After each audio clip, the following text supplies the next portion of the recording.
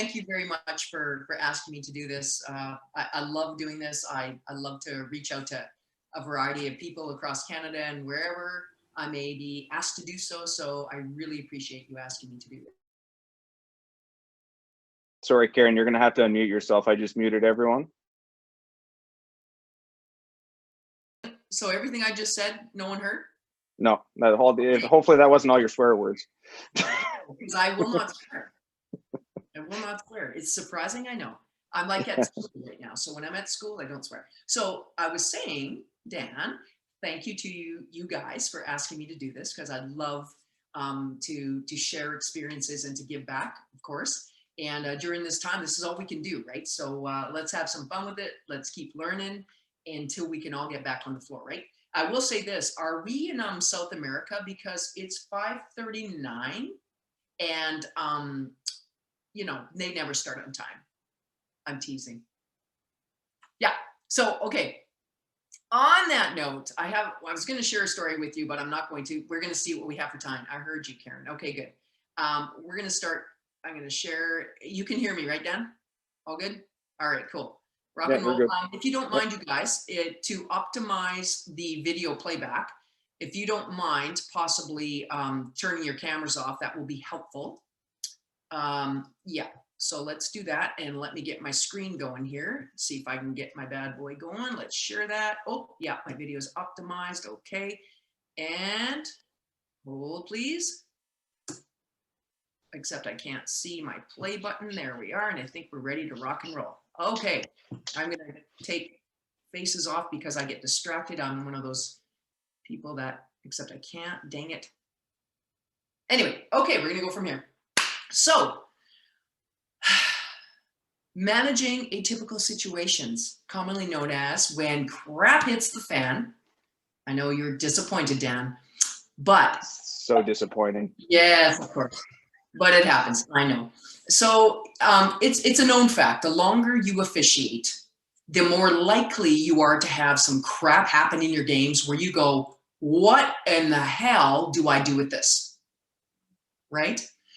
So your game, you know, your game's going along well, everything's fine, and then suddenly out of the blue, something you've never seen before happens, and you're like, what do I do with this? And here's our first play. I'm going to guide you to, let me see if I can get these off. Here we go. I'm going to guide you to, I think you can see my cursor. I'm going to guide you to focus on this young lady here and the girl with the ball. You're going to see them for a bit, then you're not going to see them. And you'll see why it's a problem. Here we go. There we go. Stay at the top of the screen.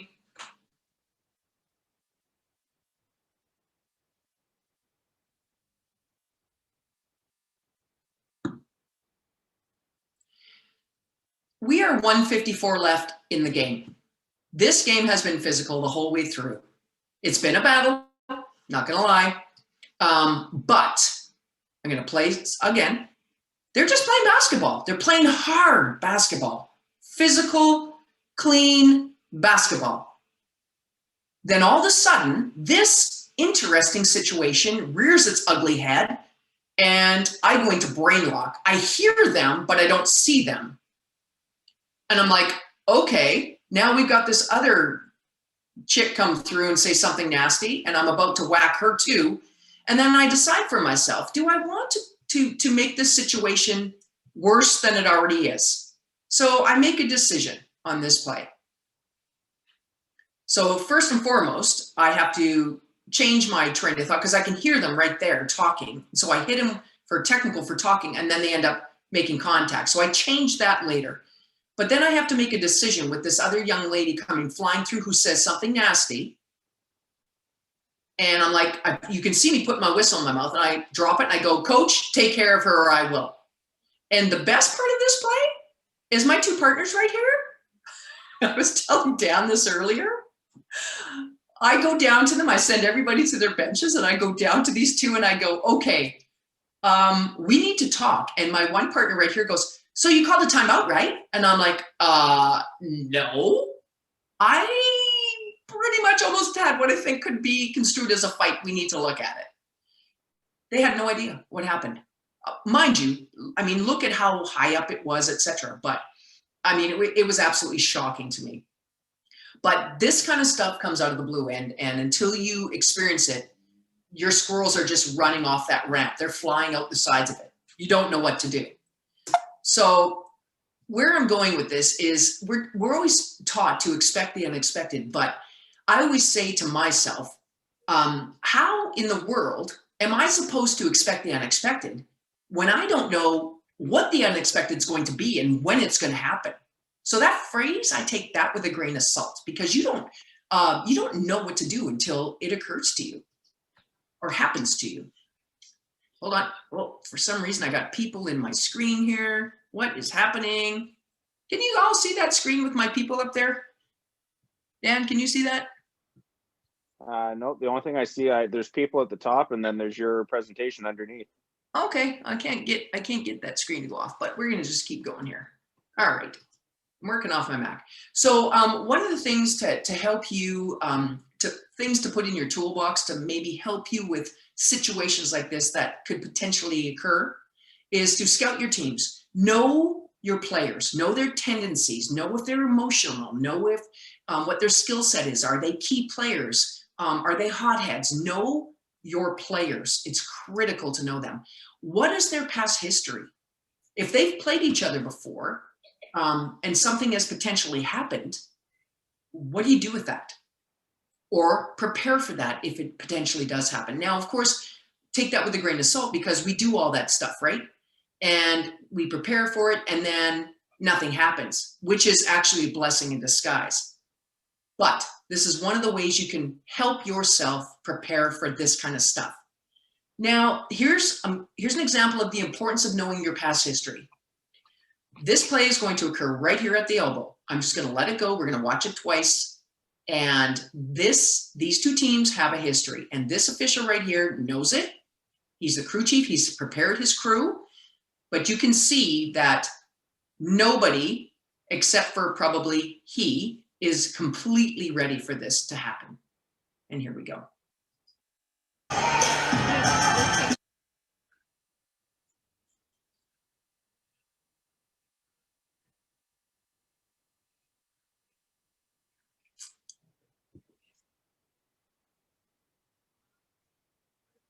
Let's go again.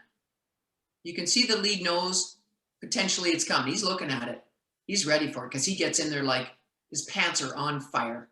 Boom, tosses her. Then goes in and just starts grabbing people. Now on this play, I'll say this. I didn't say this on my FIBA session when I did these plays. I got lucky personally as an official. And I'll tell you why. The same night, different gym, that play that I just showed you previous occurred to me. And when you have to call that into your boss right after the game and tell your boss, this is what happened, this is how I dealt with it, because you know darn well the coaches have already called. If you didn't beat them to the punch, they've already called your boss and said, Karen did this wrong, Karen did that. That's what they do. This play took precedence over mine, thank the Lord, because it's way worse than my play, as you can probably see. And I will say this, the girl in gray right here said something discriminatory towards this girl, which caused the reaction. Thank God he was prepared for this, knew the history, and he was ready as soon as he saw this. He's already there. And now, again, the discriminatory part, the coach that comes right here and says, my player said, she said XYZ. Now you have to take that with a grain of salt as an official, right? Not assault, of salt. Of salt, there we go. Because you can't be sure that that's what happened, right? If you don't hear it, you don't know.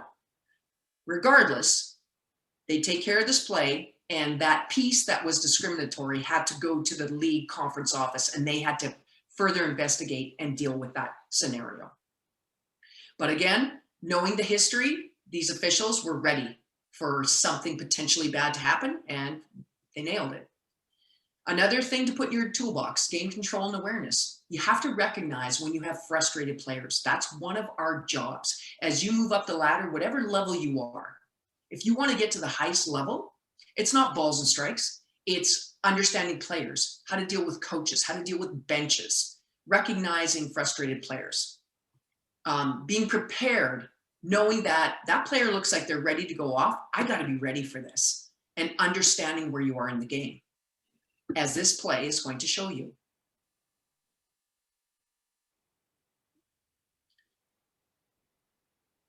All right, I'm going to stop this play right here. Right here, this player is very frustrated already. You know, I've watched her all tournament. I've watched both teams. I've had her earlier in the tournament. I have quite a good relationship with her, even though her first language is Spanish. She has pretty solid English.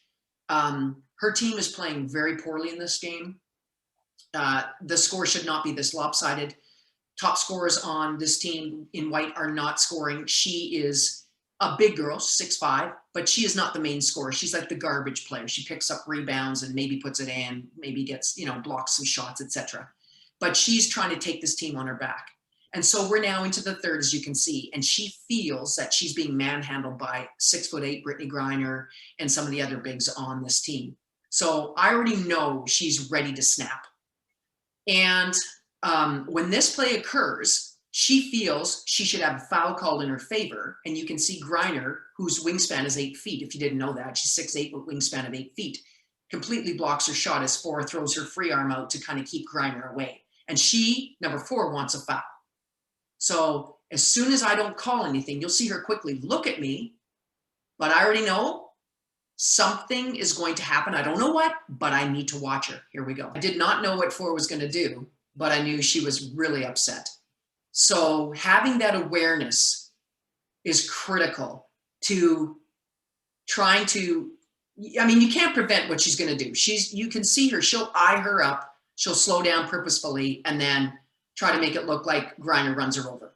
She does it on purpose because she's so upset with her and me. And when I saw this, I'm like, oh hell. And as soon, but this just goes to show you why it's so important to have awareness and then be ready to go into control mode to potentially stop. These 2 women are huge. I mean, I'm not very big, but they make me look like mini-me.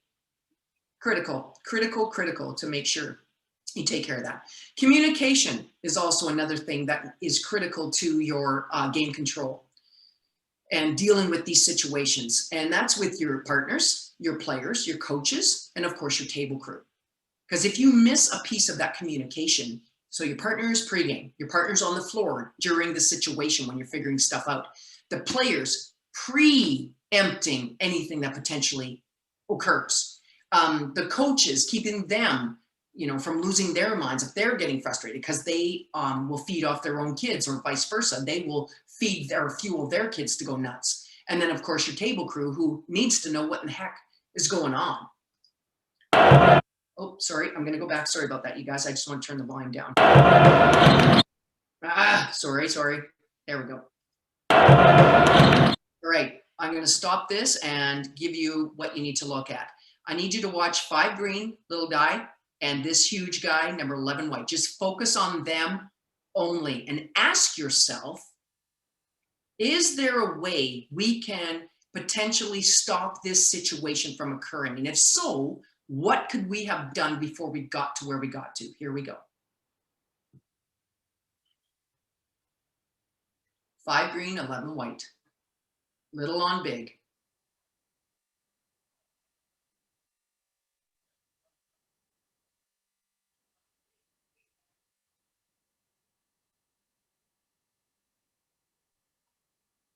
There is a lot that goes on in this play. That's just the start. Just wait.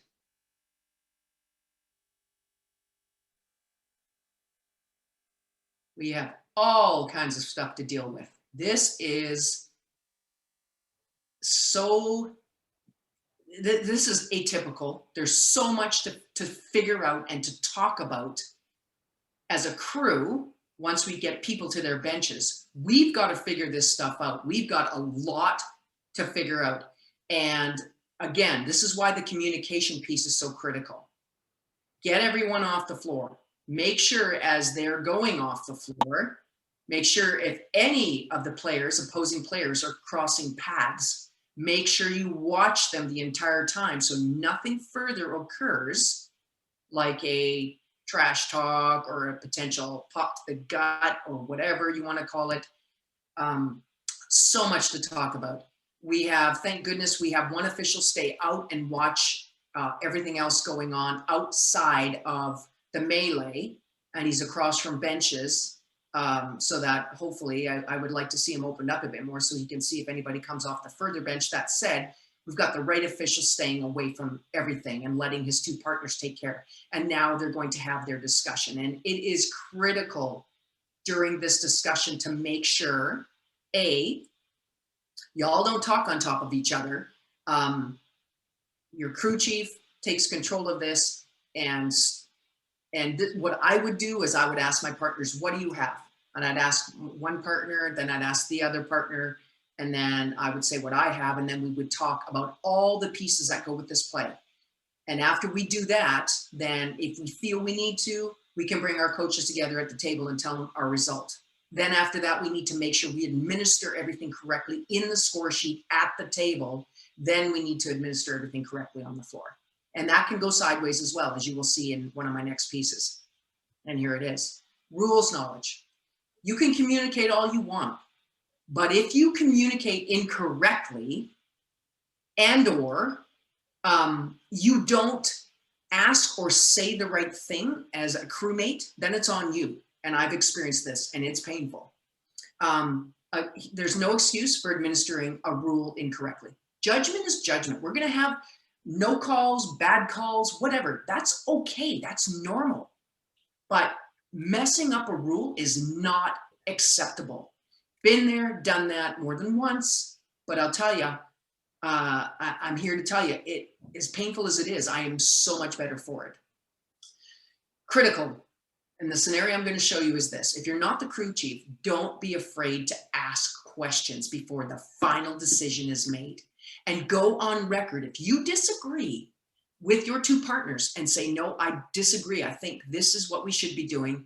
I just need you to know this, but I'm not the crew chief. The crew chief makes the final decision. So those of you that want to be crew chiefs, be careful what you wish for, because end of the day, when that final decision is yours to make and you've got one saying this and one saying that, and you're like, blah, blah, blah, blah, blah, you're not 100% sure yourself, you got to make a decision. I wish I had the play where I totally blew it. I don't have it, where I had to go through that. And we got it wrong. But, okay, I'm going to stop this play. I would like you all to watch this play. This is about rules. Now, this is NCA, so I'm going to already take some things out. Forget about how many people we have lined up at the free throw line, in the lanes. Doesn't matter, okay? NCA is a little bit different, okay? Some of the correctable error rules are different. Some of the rules are different, okay? Overall, it's about the importance of making sure you know those rules. So I'm going to ask you to watch this play, and I'm going to play it more than once, and you tell me what you see, if we do anything wrong in this play, what it is. You're going to see more than one angle. So you have a double whistle. If you see something, you can use the chat to type it to Karen. And Dan, I'll ask you to let me know what you see in the chat. Okay, so we have our foul called, and we're now shooting free throws, and we have a foul in the lane between 42 red, fouls 42 white. So now we're going to have a conversation.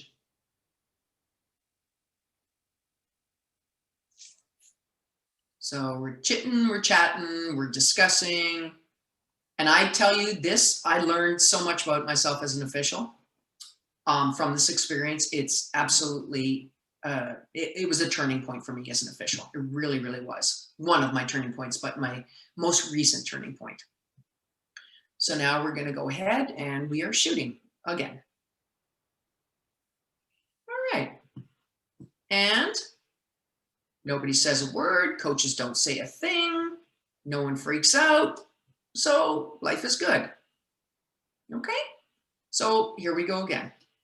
Double whistle, I have a foul on the inside player. My partner has a foul on the outside player. She goes to the table. No problem. Okay.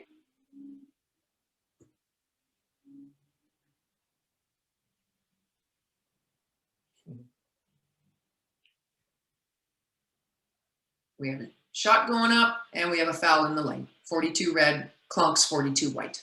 And now we have a discussion. So this is where I ask you all, anybody, Hutch, you know this play because you've seen it before from me. You don't get to answer, or anybody else from that has seen this doesn't get to answer. Sorry. What do you got?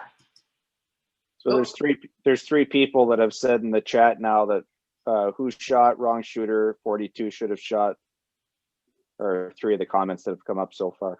Okay, so wrong shooter. All right, so we had 25 be fouled. 25 white was fouled. Okay, so we have wrong shooter. Is that the first thing I heard? Yep, that's the first one. Okay. Okay, so 25 is fouled. She should be shooting. And she is. Thanks for playing. Next. The next one that's in there says 42 should have shot. The next comment says, did the ball go in? Count the basket, one shot. I don't know. Did the ball go in? That's my question to you. You're a ref. Did it go in or not? Yes or no? I won't say who asked the question, but the person that asked the question, did you see it go in? He's saying now yes. And one or not? Ball goes in. How many shots do we have? If it's an N1, you should have one. There we go. Okay. Now, we have the right shooter. We have an and one. Then we have a foul in the lane. Was the ball released before the foul? Yes or no? Chat room. I'm yes or moderating. no? Ball released before the foul? Yes or no? And ball released, foul. Ball released before the foul is called? Yes or no? Chat room. 3, 4 people saying yes, released. Yes, ball is released. Okay. How did we resume play? What did we do? Shot foul. Chat room. Shot foul. Another shot, 25 shot again. Why did you give another shot? Should have been what? Should have been a jump ball. Second shot, AP arrow. I'm just reading through comments that are coming up as they come up here, but. Okay, so my question to you all would be, why are we going jump ball when we have a foul that occurs during the shot's already gone? So why are we going jump ball? Would be my question. But regardless. Now we have a couple people saying, was penalty applicable in this situation or bonus? No, we don't have that. Okay. Yeah, it's the NCAA women's has moved towards more of a FIBA game, which is fantastic for me. Thank the Lord.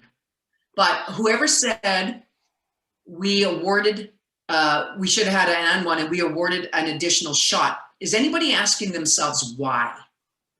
Okay, so I'm just going to let it go. So our shot's gone. Okay, she misses and red has the ball. Okay, now we have a foul call. Now we have a discussion. Here's our communication piece and rules knowledge. Now, as Dan knows, and so does Hutch, and anybody that I have shared this with already, this woman right here has done the Final Four probably at least 16 times. Okay, never reffed with her in my life. To me, she's like the god of refereeing. So there is no way in hell that in my brain, she's going to be wrong with a rules application. Okay. So we're listening. You can see her doing her thing. She's telling us what's going to happen. And we're nodding our heads like good little puppies. Wrong. This is where I go colossally wrong. In my gut, in my brain, I realized I did two things critically wrong. One, I assumed that when she called her foul, she called a violation. I thought she called a violation on 42, that 42 stepped in early and violated right here. Because in NCA, we look across until the shot's released. Once it's released, we go here. So my eyes were here. So I thought I assumed incorrectly that 42 stepped in early and then she fouled. So if she steps in early and then she fouls, we're going to award another shot in my brain. So, but I will say what I did do right, but didn't pursue it for far enough. And regret it to this day, sort of, because I learned so much from this. I don't care if you're Mike Thompson, you're John McFarland, if I'm on your crew and you say, no, Karen, this is a way we're going to do something, and I know you're wrong, I am going to say, I disagree with you. And this is why. I'm going to go on the record to say, I disagree, but I'm not the crew chief. So incorrectly, I assumed she had all the rule application right. And where I went wrong is, the first thing I did is I said, because we can go to the monitor. I said, should we go to the monitor and have a look at this play? And she goes, no. That's when she pauses there when we're talking. She goes, no, I'm good with my call. I said, okay. I went, this is the guru. Okay, this is a Mike Thompson of the US for me. I'm like, okay, no problem. I didn't think to ask, why are we shooting another shot? Because I knew it was an and one. I didn't think to ask, why are we shooting again? The ball was already gone when you blew your whistle. I didn't think to ask. Because I'm like, no, she's not going to get anything wrong. And I'm going to say this, you guys. We finished this game. In this game, Northwestern, as you can see, they're ranked 7. They ended up winning this game. They upset Arkansas. And we had an outstanding game. We reffed very well. We were like so happy after this game. We're high-fiving each other. No one says anything to us. The coaches don't say a word. The players don't say a word. Our table official doesn't call us over and say nothing. Nobody. We just go on our merry way. We finish the game. We're all like totally excited. We get in the locker room. We're all high-fiving, all happy. Yay, we had a good game. And then the crew chief's phone rings. And it's the boss of the NCA. It's the Mike Thompson of Canada West. And the Tom, pardon me. Sorry, Tom, if you're on here. Tom of Ontario. Can you get your iPad and show me that play that happened there at that foul there that was during those free throws? And we're like, okay. We had no idea. No idea we made a mistake. And the mistake was, after we clip the play, send it, we look at it, we go, the crew chief goes, oh God. I'm like, oh, and my gut just went like over and out. It is the worst feeling in the world. And she goes, we gave an additional free throw that we shouldn't have given. That's a rule error. You cannot make rule errors. Judgment is judgment. Rule errors are not allowed. Did it influence the outcome of the game? No, but it doesn't matter. Okay? So, bad things happen, right? If you haven't had any crap like this happen yet in your games, it's coming. You keep reffing, it's coming. Okay? So, what do you do now? How do you crawl out of that hole? Okay? I got sent home from the NCAA tournament. I was supposed to be there for 2 rounds minimum. That was, I don't know, however many years ago, about 7 now.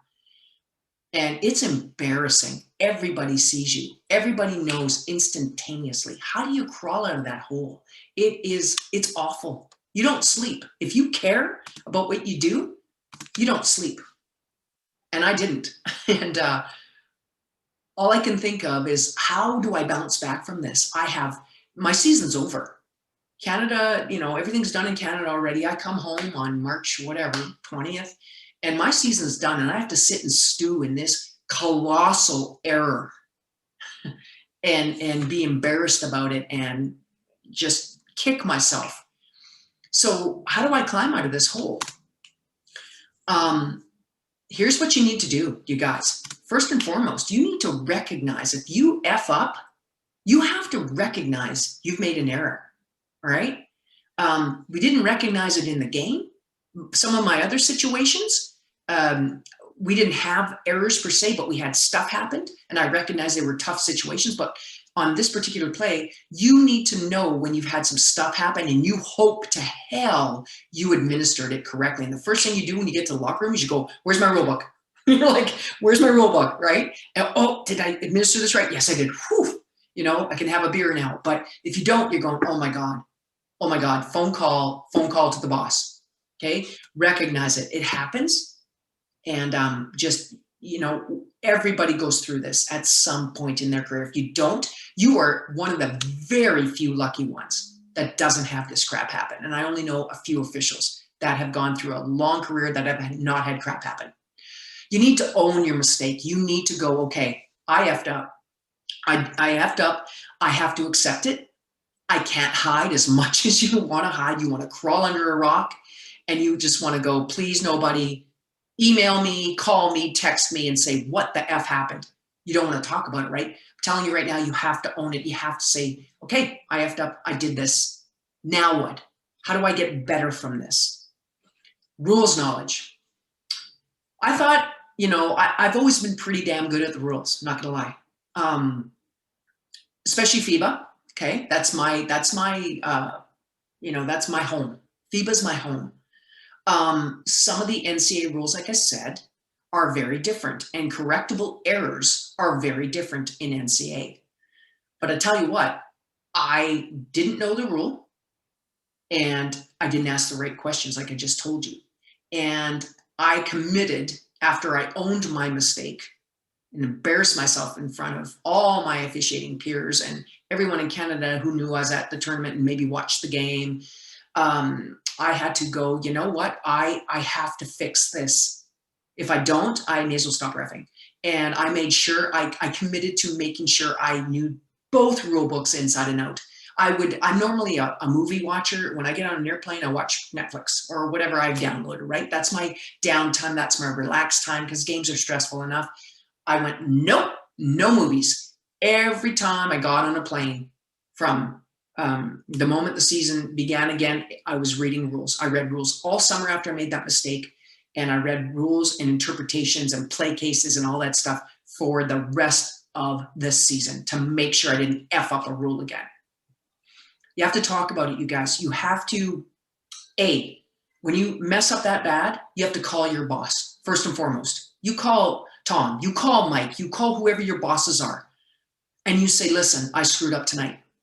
And I need you to know. And you call, that's your first phone call, okay? First phone call, because they're gonna probably already have heard about it.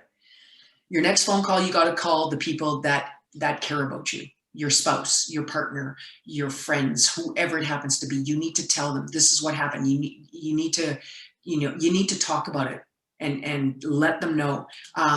Talk about it with your mentors, your mentee, your mentees, your mentor. Tell them what happened. Talk to your friends. Like just let it out, and because you're owning it that way, right? Because again, if you try to hide from it, it's going to find you. Commit to growing. So after all these different situations that I had happen, and I had 3 situations in 1 year. So that last play you just saw was my third culmination of, here it comes, my first swear, shit show. Okay. The little boxing match there at center court was the first one.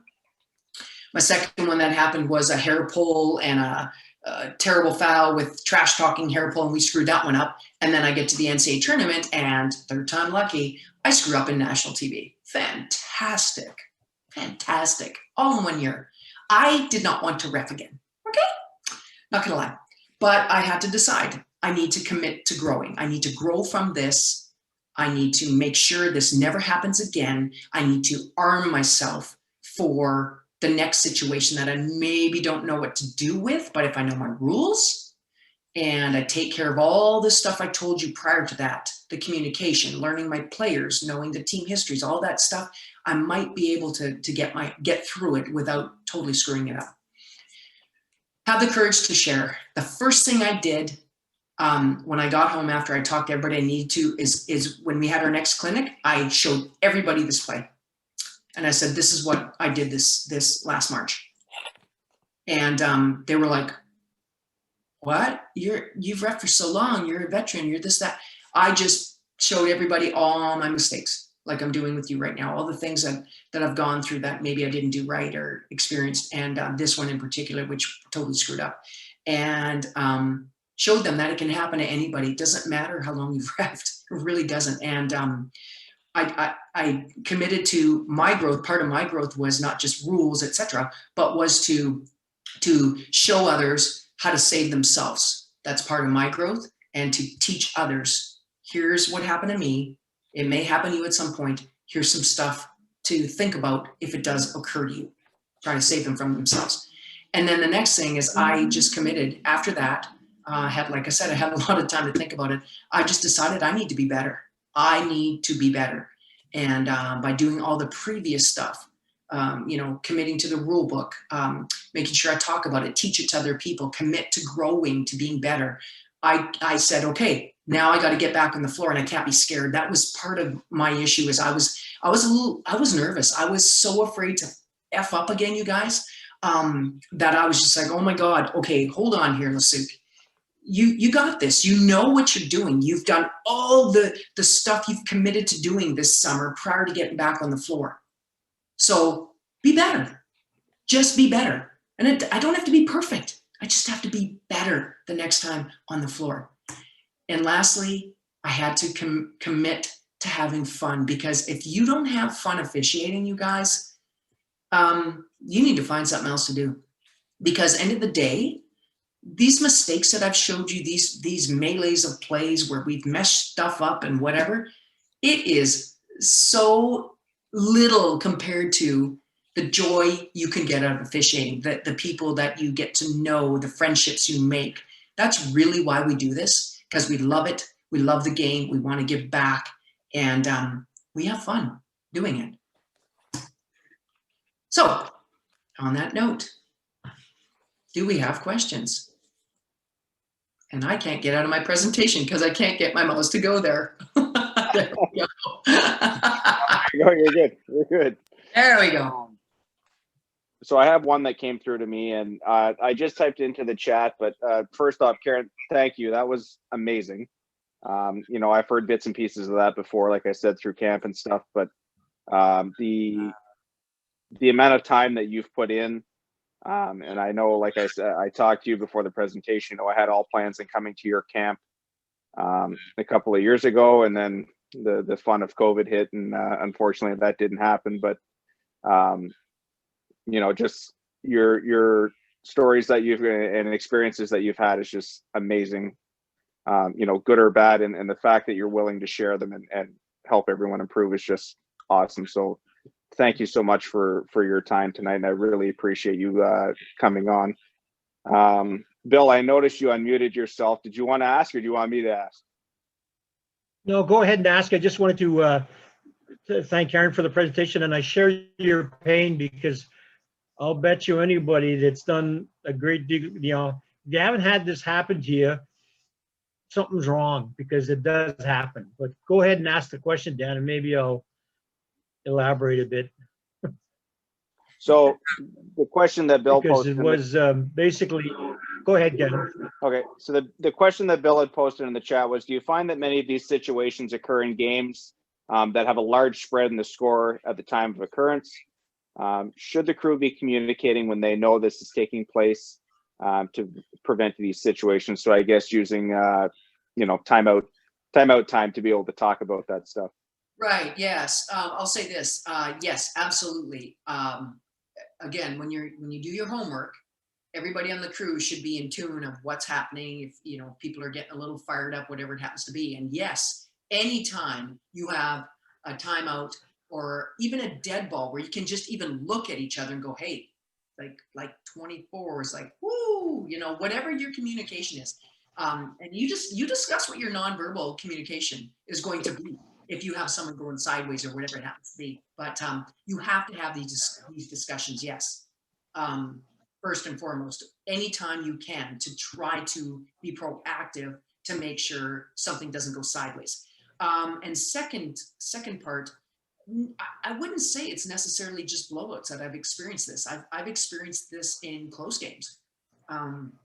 Again, past history with teams, players not playing as well as they should or are expected to, that their coaches, whatever, the coaches need out of them, they're not performing and they're getting yelled at on the bench in timeouts. They come out, they bring that stuff on the floor.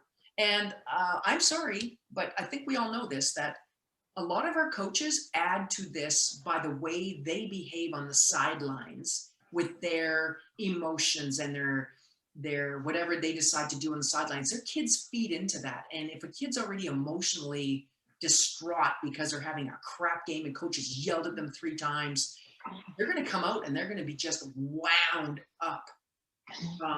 So end of the day, I've had it happen in both types of games.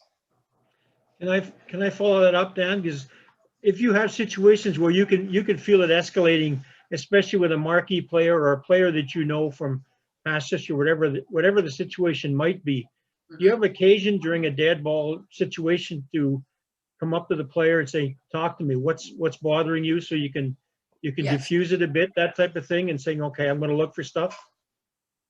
Yes. How does that work? Absolutely. What I like to do is when I see or sense that someone's going a little bit sideways. Point in case that FIBA play where number 4 on Spain was starting to go sideways. I had gone to her a couple times and I said, "Listen, I know you're frustrated. I can see it. I know your team's not playing the way they should play. And I know you're trying to take your team on your back, but you have to understand, you need to keep yourself here and you need to stay in this game for your team. Because I see what's happening." And I'll go to a player and say, "Look, I know that you're not shooting very well tonight. I get it. I can see your frustration, but hey, listen, just keep your head in it. Come talk to me if you're getting frustrated. Keep your head." Again, and I always say, because your team needs you. I say that to them a lot. Your team needs you. Come on, man. Keep your head straight. If you're upset, come talk to me next dead ball. Tell me what's going on. Or I'll ask, "Hey, what are you upset about? What's going on?" Whether it's a coach or whatever. "Hey, did I miss something? Tell me what happened." "Well, so-and-so grabbed me." I said, "Okay, who?" "Well, all of them." "No, not all of them are grabbing you. Only one of them probably is grabbing you. So let me know who that is and I'll look for it." Like, you try to show them you're human. You get it, right? And well, that took time, right? I didn't do that stuff early in my career. It took time and crap happening in my games for me to figure this stuff out. And is that a question? Is it a question of experience or confidence building on your part? I don't as you progress as an official. Yeah, I think part of it is experience, because again, you don't know what you don't know until it happens. Part of it is that, yes, because you get better at it, right? Like, some people are natural communicators. Like, I'm sure Sip could have talked his way out of out of any situation. Well, that's the Italian in him, though. Right? He's that guy that can communicate with anybody and say the right thing. Whereas for me, when I first started, I'm a pretty good communicator, but I'm also pretty high energy. And when I would allow myself to get up here with the players and the coaches, I fumbled things. I would say too much. I'd say the wrong thing. And I had to learn, okay, you can't do that. And it took me some time personally to understand that being calm as an official, and that's harder for me because of my energy level, being calm allowed me to think before I spoke and to listen. Let the coaches go off, let the players talk, then think about what you're going to say. That took some time. Now, I'm sure, and maybe Sip can answer this, he probably had that already down pat when he first started. Maybe not. But some people are just gifted that way. I was not. I had to learn that. It didn't take too long, but I had to learn it for sure, if that answers your question. Yeah, good points. I see Kyle has raised a hand there. Yeah, Kyle, go ahead, brother. Yeah, thanks, Karen. Some awesome stuff here. I just wanted to kind of get your thoughts on, what if we don't have those history or scouting opportunities? What keys are we going to look at? Like, if we've got a minor basketball or a club basketball teams who've traveled from an area, what recommendations or things that you might want to key on for, they've had a bad weekend or a good weekend, and they're in the championship game or something. Yeah. So, okay. So first and foremost, if you've not seen these teams before, you're going to pay attention to the warm up, right? That's one of the things we're supposed to do. We're not supposed to, yeah, we warm up ourselves, but we don't stand there and go, okay, where are we going after whatever, when we used to be able to go somewhere, which, we always joke about that, right? But a lot of us think about that, especially in a lower level game. We should be paying attention to the players. Who's shooting well? Who looks like they're the scorers? Who looks like just watch their facial expressions when they're shooting in a warm-up. If they're missing stuff, watch them. Do they look frustrated to you? You really, body language and demeanor of players is critical. If you don't know them, right? You're coming into a situation you've never seen these teams before, so you can't really pre-prep unless you do stat stuff. But again, if it's a lower level team, you haven't done that, right? If it's young kids, you don't have all those stats and stuff like we do in college and university. So pay attention is what you need to do. And then as soon as the ball goes up and the game starts going, within the first 5 minutes, if you haven't figured out who your key players are and figured out, first and foremost, figure out your key players, because that's critical. And then, okay, there's my point guard, because in Canada, let's be honest, we have a point guard and a post player. Those are our two key players. And then we have peripheral players that come in and out, right? Designated hitters, all that stuff, right? Get your first two key players and then just pay attention to how they're functioning, I guess, emotionally or frustration level, and go from there. So a couple good points that came up in the chat. One was from Sip, and I totally agree with him. I find that we don't engage with players enough, and I think that if we did engage with players more, I think it would be, if we pick and choose spots, I think it's something that can bring a temperature like a game, like you said, from here to here. Yeah. And it like you said, it shows them that you're not a shirt, you're a human. Yeah. Right. Because a lot of the times you get looked at, you're the person with the whistle and you're the person with the power. And I think if we have that engagement in a game, I think it's something that's going to be vital to success in the game for the official, because it's going to keep players' heads in the game, and it's not going to have players worrying about other things besides kind of what's happening on the court, I guess, is the easiest way to put it. But, and then Hutch brought up a good point too, and she said, would you pregame too in case your partner had previously officiated other teams? So it might be, like you said, it might be a game that you walk into that you haven't seen Edmonton, but maybe Sip and Bill Magnus saw Edmonton and they come into you. So what would you do in a situation like that, even to say if you're the crew chief that game? So we're talking about an individual coming in to a situation where they've never repped the teams, what your two partners have? Yes. Okay. Well, first and foremost, what I would do, and this is me, but I want to go back to, I'll go back to the other one later. I just wanted to comment on what you commented on. What I would do is I would contact my two partners prior to the game, regardless of who you are in the crew. Okay. Absolutely. And I would say, listen, I know, hey guys, hey gals, whoever, hey refs, partners, we have this game coming up, and I've not seen these two teams before. Have either of you seen them? I would have conversation prior to the game. What do I need to know going into this game? I'd do that before we get in the locker room. Because what happens if I'm late, or one of my partners is late because of traffic or whatever, or something unfortunate happens, and you don't have a chance to have that conversation? Do your homework early. Okay, we can text, we can call, we can email. Do it early. Do a week before your game. We all know our game's probably a week before. And if it's the night before, you contact your partners that night and say, listen, I just got thrown onto your crew. I don't know these teams. Help me out. What do I need to know? How do I prepare for this game? Do that early. That's a great point, because you get, higher level assignments you're getting well in advance. Yeah. And you can hook up with, and who the teams are in those games, and you can hook up with partners and say, okay, I've seen this, you've seen this. What should we be looking for? And at the younger levels, like you said, especially, I find the most volatile levels high school, because you have some officials that are working high school consistently. You have some that are working high school sometimes. And when you get into a two-person game, you want to make sure that you and your partner, because that's where, like you said, the poop can hit the fan in a hurry. Yeah. And you want both partners to be on the same page there, because if you've seen a team a whole bunch and you have an inexperienced partner with you, you want them to be ready for that. Yeah. Right. So And if I may, Dan, to go back to what Sip was saying, and you were saying why it's so critical to you know, chat with the players more, get to know them a little better, etc.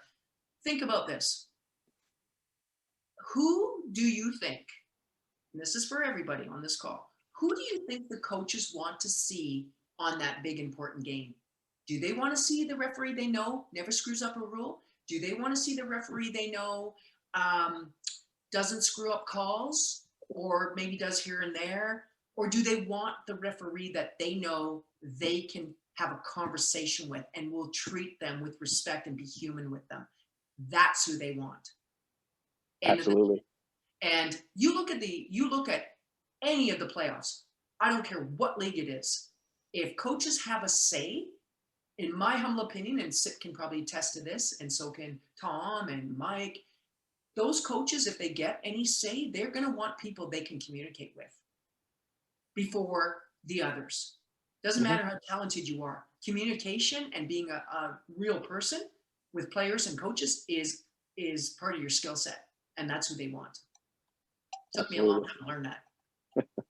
Mr. Walsh, go ahead. Excellent. Thanks, Dan. And Karen, thank you so much. Great to see you again. I just want to echo Sip's and Dan's sentiments. Relating to players and coaches is paramount, especially as you move up through some ranks. I'm wondering, though, if you could comment if you've had any experience with situations where you've been open and you've been approachable and you've talked to players and that doesn't work, right? Like you've talked to that player and say, hey, come on, tell me what you see. Well, I see you being, you know, I see you making mistakes. And you get to that stage where then it's like, okay, hey, coach, I've been trying to talk to 23 and I want to keep him in the game, but he's really not receptive to what I'm saying. And then the coach goes off on you. Well, he's not receptive because you're missing those calls on my star player. So, you know, I've been in a few games where it's, you know, I've sort of exhausted all my approachability efforts. And now it's just like, okay, I'm going to ref. You're not talking to me. I'm talking to you. I'm really going to concentrate, but I got nothing left in the toolbox. Yeah. Oh my God. Is there something else I can put in my toolbox, or is there just sometimes where you're like, okay, I got a ref, you got to leave me alone. I'll leave you alone. We'll get to the end and we'll both be okay. Yeah. You know what? I'm laughing because you take me to an experience I had in the NCAA, which I'll get to in a second. I'll answer your question first. There are situations like that where you can try everything you have and it will not work. It doesn't matter. And it does come to, you just need to get through the game. And then you will reflect on it, go, God, did I say this wrong? Could I have done this better? But there's going to be situations where nothing you do works. And that's just the nature of the beast. Those, I hope, though, at least for me, are less common than being able to figure something out and make a good working relationship. Point in case, when the CEBL, I have two stories, if I may. Do I have time, Dan? Oh, you have all the time in the world. All right. First story, more recent. When the CEBL first started in Edmonton, I forgot how these semi-pro guys view the game and how they behave. Because, you know, I'm used to university men's, college men, and they're a little more disciplined. But I forgot that these are grown men trying to make the NBA or the G League or whatever, and I forgot how they behave. And I had a situation in probably my first game, actually. So, Sip, please don't fire me after I tell you this, but where a player was just being a total jerk, and I got to a point where, and I normally don't do this, so I lost sleep over this because I normally, you know, through experience, keep my head level. But he got to me, and I finally just went off on him, and I basically said, you need to, without saying what I'm going to say to you right now in much more professional terms, basically said, shut the hell up and play basketball. We're done. And I normally don't get there. I normally can work my way through it. But I did. And I was like, oh my God, I'm like, I can't believe I just did that. And I told my partners at our timeout, I said, you guys, I just lost it. And they're like, what? And I told them, I think it was Perry and I think Trevor bars, and I told them, and they started laughing. They go, well, that's normally you. I go, no, it's not in a game. You guys haven't wrestled with me a long time. I know that, but I don't do that. And I felt awful. And we still had a lot of game left. And I'm like, I'm, okay, you make something that is bothering you, erase, next play, let's go. Ref. For me, thank God that player finally came up to me later. He put his arm around me and said, hey, ref, I'm so sorry I responded to you the way I did on that foul you called. I said, man, I am sorry I responded to you in a horribly unprofessional manner. He said, are we good? I said, I feel we're good. You good? And he goes, I'm good. You good? We're good. So that was good. Now, the situation that was awful, well, I can just say names because it doesn't really matter. Kelly Graves, Gonzaga women's. He's now at Oregon, for those of you that follow women's basketball. Nemesis of nemesis coaches for me. Guy's huge. He's tough. You see him work the referees. Anyway, I was put in a crew chief situation early in my career, probably earlier than I should have been in the NCAA. And I was working with 2 rookies. And I was maybe 5th year in and a crew chief with 2 babies. And it was an intense game. And so this is where I'm going with this one, Justin, is here's a situation where I was doing everything, using every tool I know to try to deal with this individual, and it backfired huge. So we have a play, every coach thinks their star player doesn't foul. They're whatever, the all conference player of the year, blah, blah, blah, they don't foul. I'm like, oh my God, okay. Just like you don't make bad calls as a referee and you don't make bad decisions as a coach. I get it. Okay, whatever. But so we have this play and we're like, the coach is here and we have this play and I'm trailing. He's basically down there, but he sees what I see. And his girl chucks, his star player, chucks a girl as she drives to the basket and I call a foul. We go down the floor and he is on me like unbelievable. How can you call that? She's this and that. And I've been putting out fires this whole game. So we're now in the 3rd quarter period, wherever the heck we are. And I've been putting out fires the whole game. He's been on my partners. He's been on me. I've been putting out fires the best because I think I need to do this as a crew chief, a new crew chief in this league. And I am to the point where I'm full up. I am full up. We have another play happen right in front of him. A couple plays later, I'm trail, my partner's lead. The girl drives from my area. His player gets fouled. It's my partner's call, not mine. I'm going, oh, that's a foul. And my partner comes up, boom, gets it. And I'm like, oh, okay, we're good. And as I'm moving to my new position, which is down to the lead, walking right with him, past him, he starts yelling in my face saying, why aren't you making that call? That's your call. Blah, blah, blah, blah, blah. And I finally turned. I lost it. I snapped. I had, like I said, I was full up. I looked at him and I like this because he's like huge. And I go, you know what? Obviously, nothing I'm doing today is making you happy. I can't get any play right. You know what? Go talk to somebody else because I'm done with you. And I went to the end line. He went to his chair and sat down. And I went, oh my God, I'm going to be fired. Because I totally lost my composure. He sat down, left us alone the rest of the game. I'm like, oh my God, get in the locker room. First thing I do is I call my boss. I go, you're probably going to want to fire me, but this is what I just did. And she goes, okay. Did you swear at him? I said, absolutely not. She goes, okay, no problem.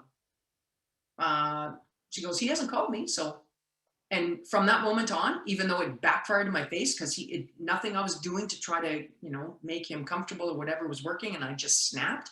And I actually gained respect from him. He went, oh, all right, I can't push her around anymore, so I got to pick on someone else. And from there on in, he has left me alone.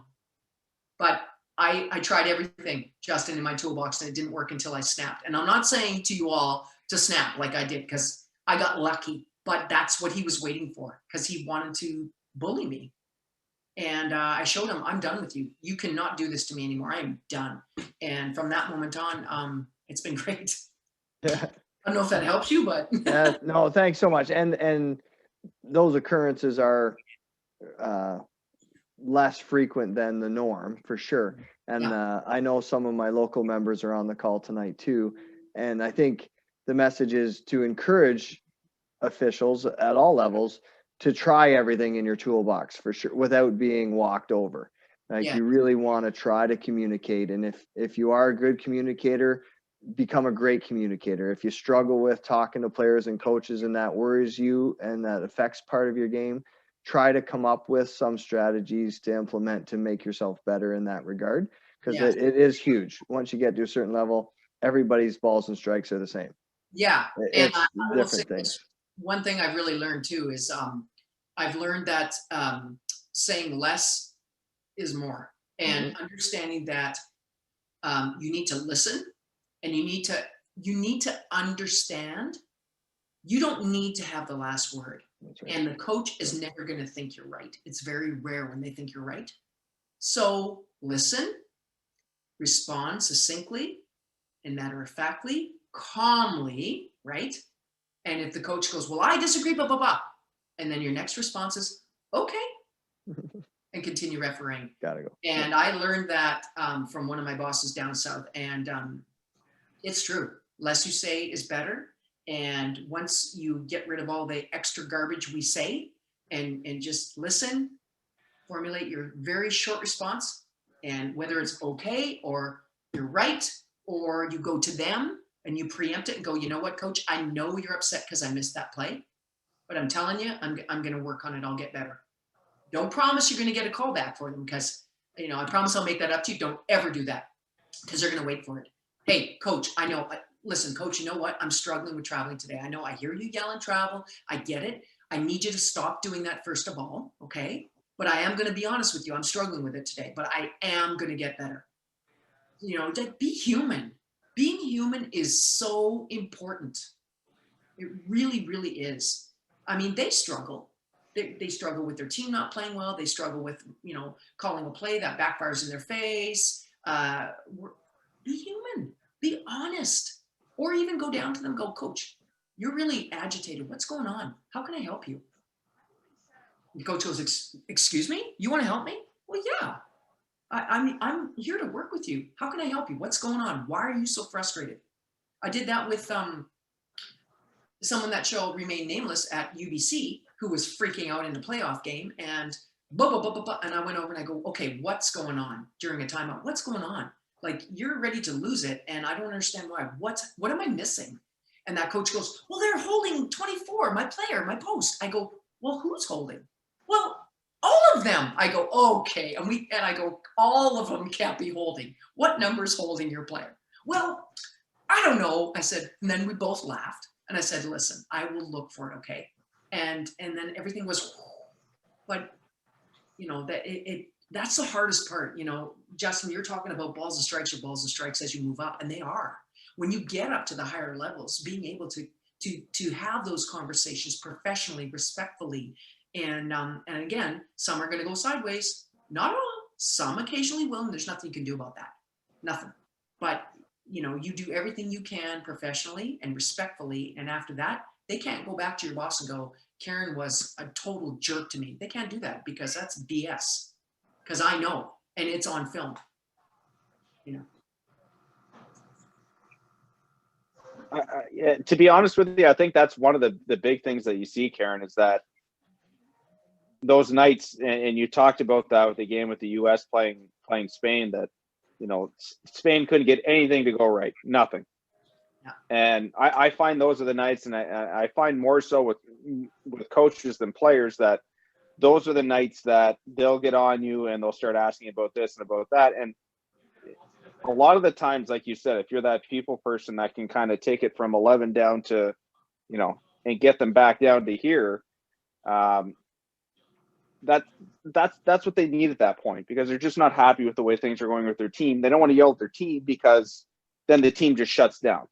Yeah. Right. So you're the outlet, and Yeah. you have to be referee and guidance counselor at the same time, and say, okay, you know, let's just take it down to here. Yeah. And see where we can get to. I think that's something that's just very much overlooked in the game, that, you know, sometimes you're going to have another role besides being referee. And I think that's, you know, something important to think about when you're on the court. But yeah, we are definitely the poop funnels, right? we certainly hear a lot of stuff on the court, that's for sure. Yeah, exactly. Exactly. Anyone else have, Karen, I don't know if you have the chat open, but you can scroll through the chat. There's lots of great stuff there for you to read, but Oh, there we go.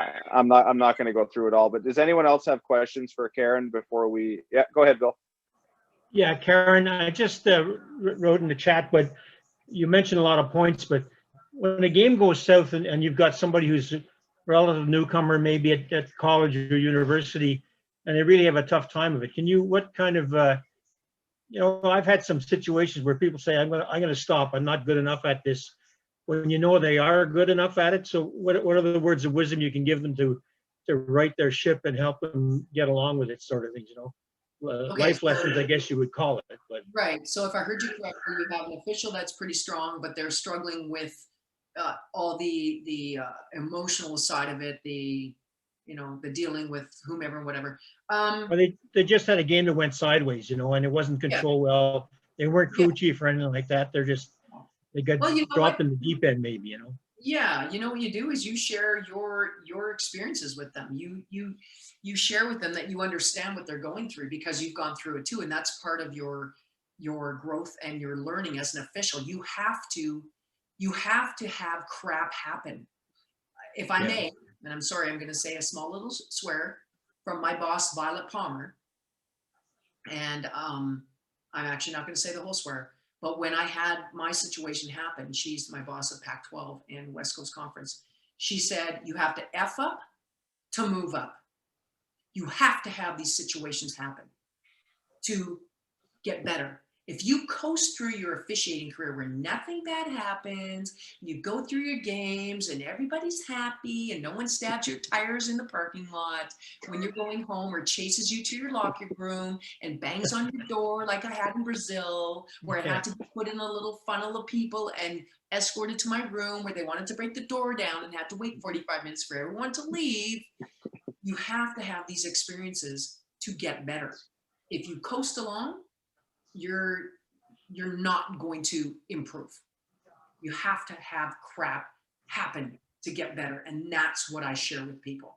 And I'm lucky enough to be able to say, I've had this happen. Yeah. And all of my people that I teach at home here in Edmonton and I'm a FIBA referee instructor, I share this stuff with them. I've had crap happen in my games and I share it. I tell them, I know how this feels and I get it. And you have to decide. This will either make you better, it's going to make you or break you. You decide, right? And that's what I do, and that's, I personally think you really learn, officials that are in it for the right reasons or the wrong reasons, if I'm okay to say that. I referee because I love it. I referee because I love basketball. I don't referee for the money. I'm lucky with the money I make, but I don't referee for the money. We don't referee for the money in Canada. I mean, I referee because I love it, and I educate because I love it. And if you're in it for the wrong reasons, those are the ones that are going to fold like a cheap card table that go, I can't handle this, whatever. And you know what? That's okay. Because quite honestly, there are going to be people like that just go, I can't handle being yelled at. I can't. I'm okay. Here's what you can do when this happens again or next time, but that's on you. If that makes sense. Oh, yeah. You do it long enough, stuff happens. Oh, Lord above, yes. Yeah. We don't ask for it, but it's good for us in a weird narcissistic way, actually.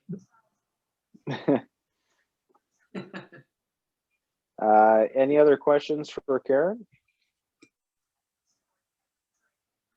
I think she's exhausted her memory bank here, but all the funs that she's had. But Karen, thank you so much for doing this. We truly appreciate having you along for the evening to do this call with us. And like I said, the experiences you've had and stuff like that, and the fact that you're so open to sharing them, and like you said, you have to have something bad happen in a game for you to learn and improve, right? If you're doing everything right all the time, then what kind of fun is that, right? Like you said, you just go in and leave.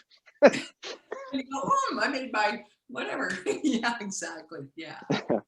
But thank you. we really appreciate you having, I guess, your quick visit to Ontario, and it's great because you don't have to quarantine when you're done.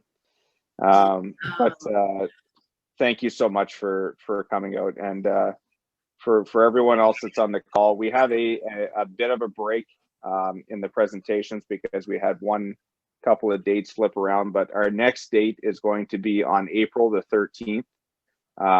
That day is going to be Jason Steele from Montreal. That will be doing his presentation there. So we got 4 presentations left, but I implore those that are on here that are getting the emails from me to please share them with your members. Try and get as many of them out as possible onto the calls, because I know there's other things that could be going on right now in lives and stuff like that with everything that's happening, but you know, there's a lot of great opportunity here to be able to gain some great information for hopefully when we get back to the court at some point, but hopefully it's sooner than later. But Karen, thank you. Really appreciate it. For everyone else, thank you for joining. Please be safe, be healthy, and we'll see everyone on the 13th. Thank you. Take care, everyone. Hope to Take care. come see you soon. Happy Easter. Thank you. Happy Easter, everyone.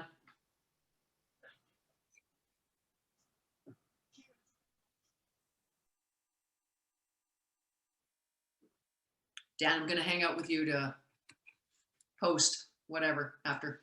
Yeah, absolutely. I'm staying on for one question, Karen.